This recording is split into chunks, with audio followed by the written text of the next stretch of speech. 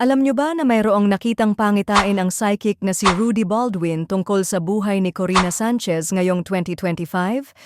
Malalagay daw sa panganib ang buhay ng veteran broadcast journalist at TV host ayon kay Rudy. Naging usap-usapan ito nang magharap sila ni Corina sa kanyang programa na Rated Corina kamakailan. Ayon kay Rudy, may mga petsa na posibleng magdulot ng panganib kay Corina at ito raw ay nangyari sa mga petsang July 26, July 29, August 2 at August 14. Sinabi ni Rudy na nakikita niya ang isang aksidente na posibleng mangyari kay Corina at ibinilin pa nito sa TV host na mag-ingat sa pagmamaneho sa mga panahong ito. Ikaw, Miss Corina, pagdating ng July saka August, lalo na yung July 29, July 26, at yung August 2 at 14, yung pagmamaneho mo huwag muna kasi may aksidente ka, babala ni Rudy. Kitang-kita naman sa mukha ni Corina ang pag-aalala sa sinabi ni Rudy. Matapos marinig ang babala, nagsabi siya ng, "Hindi muna ako lalabas ng bahay? I-record mo nga yung mga dates." Nagmukhang seryoso si Corina at pinatotohanan ang warning na binanggit sa kanya. At ang mga personal assistant ni Corina ay agad na naglista ng mga pets ang nabanggit ni Rudy upang matiyak na wala itong kalimot. Hindi ito ang unang pagkakataon na nagsalita si Rudy tungkol sa kanyang mga pangitain. Kamakailan lamang, nagbigay din siya ng prediksyon tungkol sa isang young actress na umano'y mabibiktima ng panghahalay ngayong 2025. Sabi ni Rudy, ang batang aktres na ito ay magiging kontrobersyal dahil sa isang issue ng cheating at ang pangyayaring ito ay magdudulot sa kanya ng mga hindi inaasahang pangyayari. Ang pangalan daw ng aktres ay nagsisimula sa letrang M. Bagamat hindi pa tiyak ang mga detalye, maraming netizens ang nagsimulang maghula kung sino ang tinutukoy ni Rudy at marami sa kanila ang nagbigay ng pangalan ng mga sikat na aktres na maaaring akma sa prediksyon.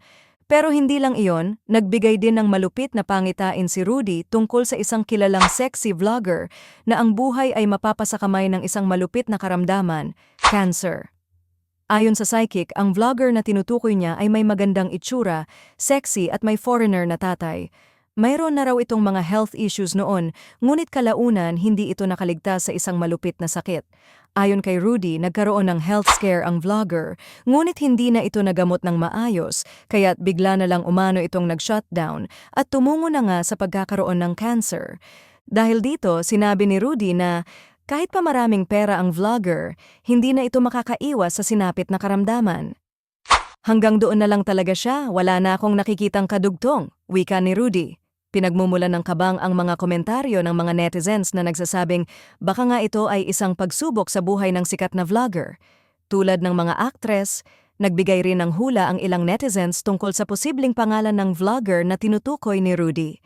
May mga nagbigay ng ideya tungkol sa mga sikat na content creators sa social media na may mga foreign parent, ngunit hindi pa rin tiyak kung sino talaga ang tinutukoy ng psychic. Ngunit syempre, hindi lahat ay naniniwala kay Rudy Baldwin. Maraming mga netizens ang nagpahayag na hindi nila pinaniniwalaan ang mga prediksyon ng psychic. Ayon sa kanila, walang sino man ang nakakaalam kung ano ang mangyayari sa hinaharap, kundi ang Diyos lamang. Walang nakakaalam kung sino o ano ang magaganap sa susunod na mga taon at hindi dapat magpatuloy sa pagtangkilik sa mga prediksyon na maaaring magdulot lang ng takot o pangamba. Kahit na may mga nagsasabing hindi totoo ang mga pangitain ni Rudy, hindi pa rin maikakaila na marami ang nakakapansin sa kanyang mga hula at madalas itong nagiging viral sa social media. Ang mga pangitain at prediksyon ni Rudy ay isang topic na patuloy na pinag-uusapan ng mga tao at marami ang nananatiling curious kung alin sa kanyang mga hula ang matutuloy at kung alin ang hindi. Sa ngayon, wala pang tiyak na sagot kung tama nga ba ang prediksyon ni Rudy tungkol sa buhay ni Corina at iba pang mga kilalang personalidad na binanggit niya. Ang mga pangyayaring iniiwasan niya ay patuloy na nagiging usap-usapan at si Corina mismo ay nagpatuloy sa pagiging maingat sa mga petsang nabanggit sa hula. Ano sa tingin nyo, magiging totoo kaya ang mga prediksyon na ito? At dapat ba tayong magtiwala sa mga hula ni Rudy Baldwin? Ang mga pangitain na ito ay nag-iwan ng tanong sa isipan ng marami at malalaman na lang natin sa takdang panahon kung ano ang mangyayari sa mga buhay ng mga personalidad na binanggit ni Rudy.